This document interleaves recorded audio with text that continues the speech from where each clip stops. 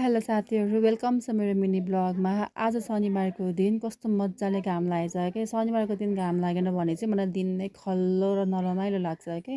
अनि तपाईँहरूको दिन चाहिँ कस्तो बित्दैछ चाहिँ छ त? मेरो चाहिँ एकदम रमाइलो गरी बित्दैछ। म चाहिँ आएको छु मेरो मम्मीको घरमा। अनि मम्मीको घरमा आएपछि चाहिँ मेरो बिहानको टाइम चाहिँ अलिकति ढिला नै हुन्छ क्या उठ्नको लागि होइन। बजाएको पनि बिदा हुन्छ नि त, छुट्टी हुन्छ। अनि त्यही भएर ढिलै उठिन्छ। अनि उठेर अब खाना त पकाउनु पर्दैन, सबै रेडी नै हुन्छ। मम्मीको घरमा गएपछि केही गर्नै पर्दैन, सबै मम्मीले नै गर्नुहुन्छ। अनि म चाहिँ घाममा मजाले बसेर बाबालाई खाना खुवाउँदैछु। घाम चाहिँ यति प्यारो लाग्छ नि मलाई, यस्तो जाडो छ, यस्तो चिसो छ नि त है। अनि म चाहिँ दिनभरि नुहाइधुवाइ गरेर दिनभरि नै म घाममै बसेको के। सुन्तला खाएर कुरकुरे खाएँ, के खाएँ है। अनि मेरो बहिनी पनि आएकी थिए, गफसफ गर्दै मजाले घाममा बसेको। अनि यहाँ भाइसँग पनि कुरा गरेँ क्या मैले, मेरो भाइ चाहिँ विदेशमा छ नि त। अनि यहाँ बच्चाहरू चाहिँ कति चलेका कति खेलेका, बच्चालाई चाहिँ बच्चा नै चाहिने रहेछ क्या। यिनीहरू रातभरि खेलेर बसेको।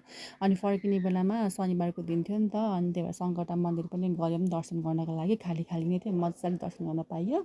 अनि फर्किने बेलामा डिनर प्लान थियो, डिनर गरेर हामीहरू घर फर्केको।